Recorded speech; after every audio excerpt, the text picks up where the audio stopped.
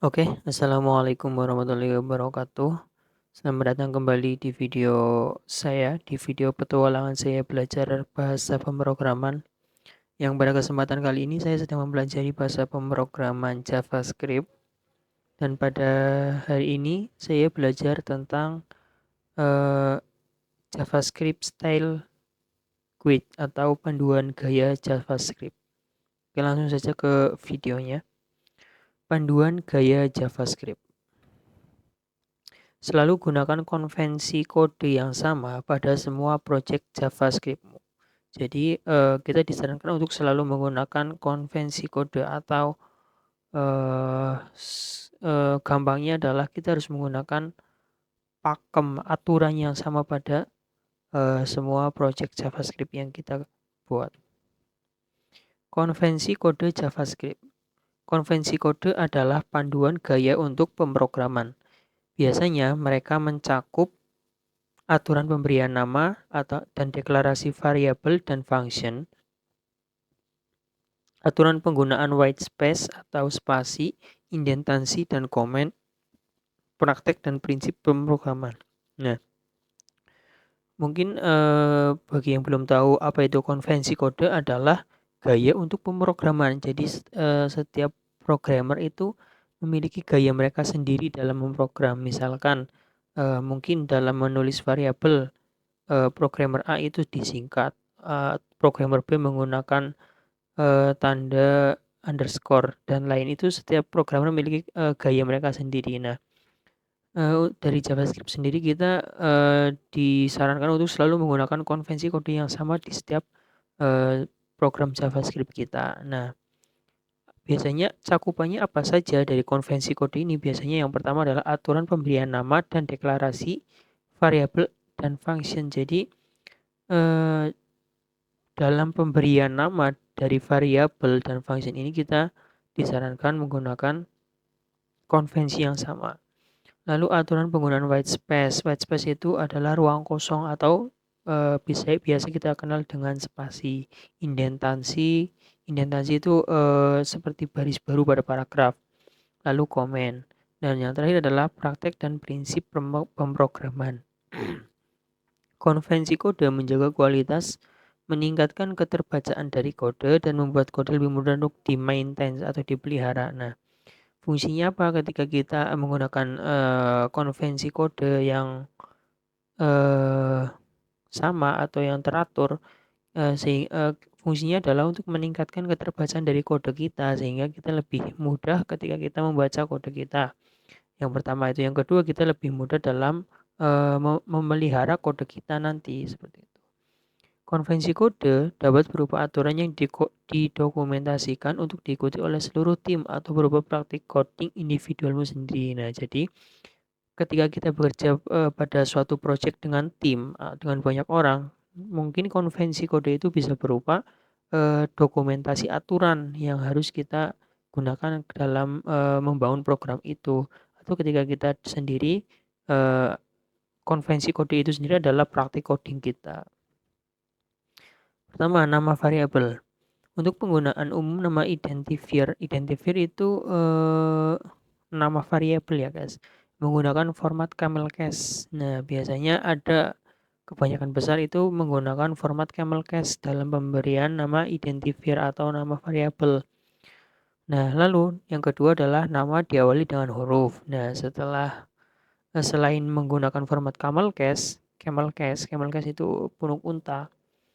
Juga pemberian nama itu menggunakan huruf. Contohnya di sini let nama depan. Nah, nama depan ini adalah identifier atau nama variabel simpelnya. Di sini kita bisa lihat nama depan. Di sini menggunakan format camel case di mana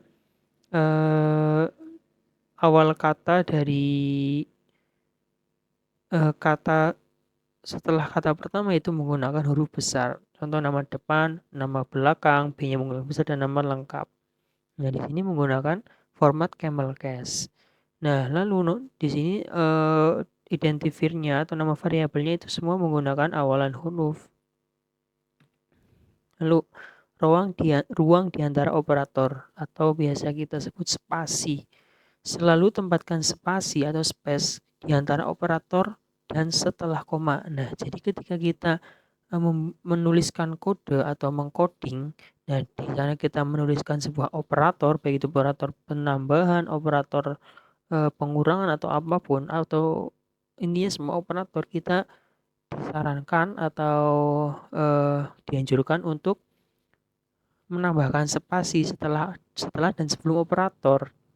Nah, contohnya di sini. Di sini adalah sebuah deklarasi variabel dengan nama contoh variabel. Nah, contoh variabel di sini bisa kita lihat ini menggunakan format camel case dan diawali dengan huruf. Nah, di sini ada operator penambahan. Nah, penambahan ini kita tambahkan spasi di antara operator ini sehingga lebih mudah dibaca dan lebih enak dibaca. Lalu di sini ada dan setelah koma. Nah, begitu juga setelah koma ketika kita menuliskan mungkin array atau objek, ketika setelah koma kita disarankan untuk menambahkan spasi. Contohnya di sini ada contoh contoh array 1, di sini koma, lalu spasi dan seterusnya. Lalu indentasi kode. Selalu gunakan 2 space untuk indentasi kode. Nah, ketika kita membuat sebuah indentasi pada kode kita disarankan untuk menggunakan 2 space atau 2 spasi. Jangan gunakan tab untuk melakukan indentasi karena editor kode yang berbeda memperlakukan tab secara berbeda. Nah, jadi kita sangat tidak dianjurkan untuk menggunakan tombol tab dalam membuat sebuah indentasi. Karena apa? Karena mungkin ketika kita menggunakan editor yang berbeda, tombol tab itu memiliki fungsi yang berbeda. Nah, contohnya di sini. Ketika kita membuat sebuah function, lalu di sini ada indentasi. Nah, indentasi ini kita di sini menggunakan 2 spasi, bukan menggunakan tab. Lalu selanjutnya adalah aturan statement atau pernyataan. Untuk statement sederhana selalu gunakan semikolon di akhir statement. Nah, ketika kita sudah membuat sebuah statement atau pernyataan pada JavaScript, di mana statement ini statement sederhana, maka kita harus mengakhirinya dengan titik koma. Contohnya di sini sebuah deklarasi variabel angka ganjil. Nah, di sini statementnya ini lalu diakhiri dengan titik koma. Lalu yang kedua ini sebuah deklarasi variabel objek karyawan. Nah, diakhiri dengan titik koma. Aturan umum untuk statement atau pernyataan kompleks. Tuliskan kurung kerawal pembuka pada baris pertama. Nah, ketika berbeda lagi ketika kita membuat sebuah statement yang kompleks. Nah, di sini kita dianjurkan untuk kurung kurawal pertama itu dituliskan pada baris pertama. Lalu tambahkan 1 spasi sebelum menulis kurung kurawal pembuka. Nah, jadi kita lihat contohnya ya. Nah, ini adalah kurung kurawal. Nah, kurung kurawal ini ditulis di baris pertama. Lalu sebelum menulis kurung kurawal ini tambahkan 1 spasi. Lalu apa lagi? Kurung kurawal penutup dituliskan di baris baru tanpa spasi depannya. Nah, kurung kurawal penutup mana? Ini dia. Di sini ada kurung kurawal penutup dituliskan di baris selanjutnya, bukan di sini, bukan di baris yang sama, tetapi dia di baris baru. Nah, sebelum kurung kurawal penutup ini tidak ada spasi. Jangan tambahkan semikolon pada akhir statement kompleks. Nah, akhir statement kompleks soalnya di sini nih. Nih, ini ada nama ya. Nama ini jangan menambahkan tanda semikolon lah. Atau di sini nih. Nih, kita tidak menambahkan tanda semikolon karena ini adalah statement kompleks. Begitu juga contoh pada perulangan. Ini ada salah satu contoh statement kompleks. Nah, di sini di akhirnya kita tidak menambahkan tanda semikolon, berbeda dengan statement sederhana. Nah, di statement sederhana kita menambahkan tanda semikolon di akhir statement, berbeda dengan statement kompleks. Kita tidak menambahkan semikolon. Aturan umum deklarasi objek. Tanda kurung kurawal pembuka ditulis 1 baris dengan nama dari objek. Nah, artinya ketika kita membuat sebuah objek, tanda kurung kurawal pertama itu tanda kurung kurawal pembuka itu ditulis 1 baris dengan nama objek tersebut. Contohnya kita lihat contohnya nih. Nah, Nah, ini adalah tanda kurung kurawal pembuka. Ini ditulis satu baris dengan nama objeknya yaitu warga. Lalu gunakan tanda titik dua dan spasi di antara setiap properti dan nilai objek. Gunakan tanda titik dua, ini tanda titik dua, dan spasi di antara properti dan nama. Nah, jadi antara nama dengan tanda titik dua dan tanda titik dua dengan propertinya ini harus dianjurkan untuk menggunakan spasi. Selanjutnya, selalu gunakan tanda petik atau kutip untuk nilai string dan jangan gunakan tanda ini, petik ini untuk nilai angka. Nah, ketika objek kita itu nilainya adalah nilai dari properti namanya adalah sebuah string, kita harus menggunakan tanda petik atau tanda kutip. Tapi ketika nilainya adalah sebuah angka atau number, maka jangan gunakan tanda petik. Selanjutnya, jangan gunakan koma pada pasangan properti dan nilai objek terakhir.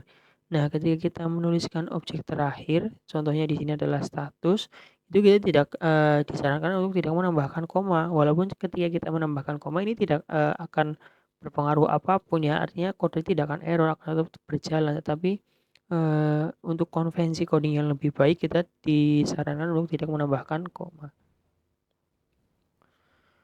Tanda kurung kurawal penutup ditulis pada baris baru tanpa spasi sebelumnya. Ini sama seperti sebelumnya. Akhiri deklarasi objek dengan tanda titik koma. Nah, berbeda. Harusnya ini ada titik koma ya guys. Harusnya begitu, berarti ini saya salah. Ini harusnya di sini ada titik komanya. Lalu pada objek pendek dapat ditulis secara ringkas pada satu baris hanya dengan menggunakan spasi di antara properti. Nah, ketika kita ingin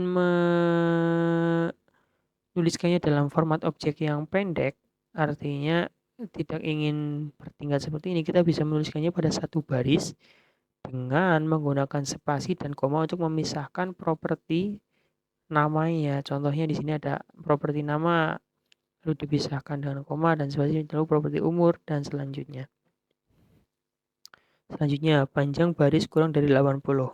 Untuk keterbacaan, hindari baris yang panjangnya lebih dari 80 karakter. Artinya apa? Setiap baris yang dimana kita menulis kode, kita maksimal adalah jumlah karakter pada baris tersebut ada 80. Nah, ketika sudah melewati 80, maka kita disarankan untuk pindah ke baris baru. Nah, jika statement atau pernyataan JavaScript tidak muat dalam satu baris, maka tempat terbaik untuk memecahkannya atau memisahkannya adalah operator atau setelah koma. Nah, bagaimana ketika mungkin baru kita sudah 80 tapi pada sebuah nama variabel atau apapun itu yang tidak bisa kita pisahkan. Nah, kita di sini untuk disarankan tempat pemecah paling baik adalah setelah operator atau setelah koma. Nah, contohnya di sini. Ini setelah operator sama dengan baru dipecah ke baris baru seperti itu. Konvensi nama. Selalu gunakan konvensi nama yang sama untuk semua kode JavaScript-mu. Nah, kita harus menggunakan sangat dianjurkan sebenarnya menggunakan konvensi nama yang sama. Sebagai contoh, variabel dan function ditulis dalam format camel case. Contohnya misal variabel global ditulis dengan uppercase. Misalnya uppercase itu semuanya huruf besar. Konstan seperti B ditulis dengan format uppercase. Lalu ada pertanyaan, haruskah menggunakan tanda hubung dalam kurung strip, camel case atau garis bawah untuk nama variabel? Apakah kita harus menggunakan seperti itu? Ya, jawabannya tergantung pada kebutuhan kita seperti itu. Lalu tanda hubung pada HTML5 dan CSS. Atribut HTML dapat dimulai dengan data, baik itu data quantity atau data price. Artinya sebuah atribut HTML itu bisa diawali dengan data.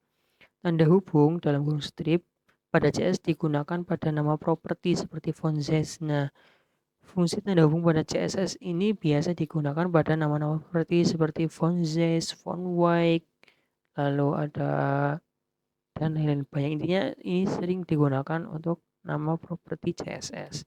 Tanda hubung pada JavaScript diartikan sebagai tanda kurang sehingga tidak bisa digunakan untuk mendefinisikan nama variabel. Berbeda ketika tanda hubung dalam JavaScript. Di JavaScript ini tanda hubung ini diartikan sebagai tanda kurang atau pengurangan sehingga ini tidak bisa digunakan untuk nama JavaScript karena pasti akan menampilkan atau menghasilkan error. Selanjutnya, garis bawah atau underscore. Banyak programmer yang memilih menggunakan garis bawah atau underscore terutama pada database SQL. Nah, penggunaan garis bawah ini sering digunakan oleh programmer untuk bahasa pemrograman SQL atau untuk basis data. Underscore juga banyak digunakan pada bahasa pemrograman PHP. Nah, selain itu juga digunakan oleh para pemrograman PHP. Lalu ada Pascal Case. Pascal Case sering digunakan oleh programmer bahasa pemrograman C. Nah, untuk Pascal Case ini sering digunakan oleh pemrogramer bahasa C. Selanjutnya ada Camel Case. Camel Case digunakan oleh JavaScript, jQuery, dan library JavaScript lainnya. Nah, yang sering digunakan pada JavaScript atau oleh JavaScript ini adalah format Camel Case. Nah, Camel Case ini selain digunakan oleh JavaScript juga digunakan oleh jQuery dan library JavaScript lainnya. Jangan mengawali variabel dengan tanda dolar karena hal ini akan menimbulkan konflik dengan banyak library JavaScript. Nah, ketika kamu mendefinisikan sebuah variabel, jangan awali variabel tersebut menggunakan dolar karena ini bisa menimbulkan konflik ya. Jadi contoh pada jQuery nanti bisa menimbulkan error. Nah, seperti itu. Selanjutnya adalah membuat JavaScript di dalam HTML. Gunakan sintaks sederhana untuk membuat script eksternal. Nah, artinya apa? Ketika kita ingin membuat script eksternal di dalam HTML, kita cukup menggunakan script sederhana. Kita cukup tuliskan tag script, lalu sortnya dari file mana, seperti itu. Contohnya seperti ini. Nah, mengakses elemen HTML. Penggunaan gaya konvensi yang tidak rapi atau konsisten dapat menimbulkan error pada JavaScript. Nah, ini salah satu akibat yang bisa ditimbulkan dari penggunaan konvensi yang tidak rapi atau tidak teratur. Contoh nih, ini ada dokumen, di sini ada dua, apa ya? Intinya di sini semua mengambil ke elemen dengan ID demo. Nah, tetapi yang demo pertama ini menggunakan huruf kecil semua, yang kedua ini huruf besar. Tentu saja yang benar tergantung ID-nya ya, betul ya guys. Ketika ID-nya ternyata di sana menggunakan huruf kecil semua, maka ID yang kedua ini tidak akan menampilkan apa-apa atau akan menghasilkan error. Gunakan konvensi penamaan yang sama di dalam HTML seperti JavaScript jika memungkinkan. Nah, ketika bisa atau memungkinkan, maka kita juga harus menggunakan konvensi penamaan yang sama seperti penamaan JavaScript di dalam kode HTML. Lalu ada ekstensi file. Nah, file HTML harus memiliki ekstensi HTML atau HTM, CSS, CSS, dan CSS.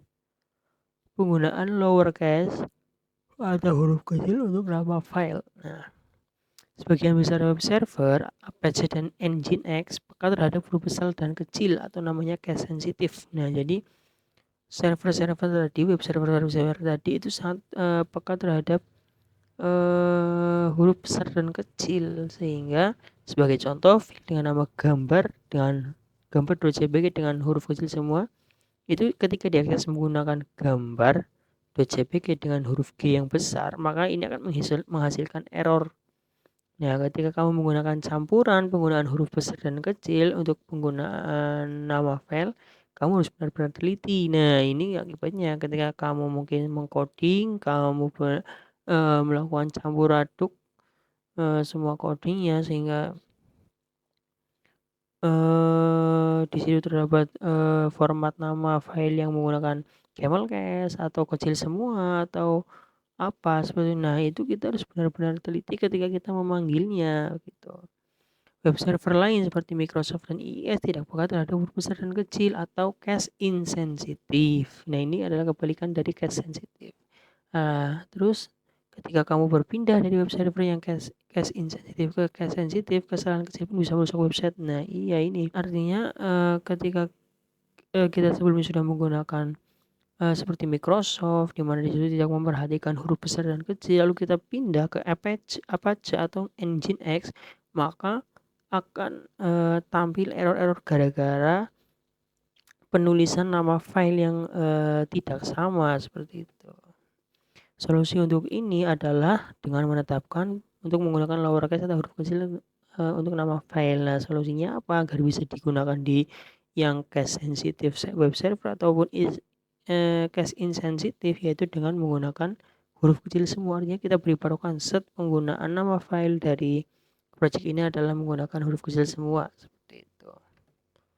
Kinerja konvensi kode tidak digunakan oleh komputer. Nah, konvensi yang telah kita bahas tadi itu tidak digunakan oleh komputer, tapi sebagian besar aturan-aturan tadi tidak memiliki dampak besar terhadap eksekusi program. Ya, artinya apa? Ya, komputer tidak menggunakan aturan-aturan seperti itu. Mereka tidak peduli, sehingga itu tidak akan memiliki efek kepada program. Seperti indentasi dan spasi itu sangat memiliki efek yang sangat kecil. Untuk kode dalam mode pengembangan ini paling utama adalah keterbacaan. Nah, ketika kita sedang mengembangkan aplikasi kita, program kita, yang paling utama dalam mode pengembangan ini adalah keterbacaan. Kita harus benar-benar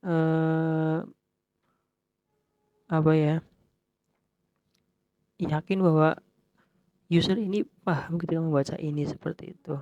Sedangkan skill besar pada mode production harus diminimize. Nah, ketika sudah masuk production, kita harus minimize kode-kodenya. Ini tujuannya apa? Agar tidak dicuri oleh orang lain. Oke guys, mungkin sekian dulu pembelajaran yang saya pelajari hari ini tentang JavaScript Style Guide atau panduan gaya JavaScript. Semoga video ini bisa bermanfaat untuk kalian. Jika tidak, ya paling tidak video ini bermanfaat untuk diri saya sendiri. Sampai jumpa di video selanjutnya. Wassalamualaikum warahmatullahi wabarakatuh.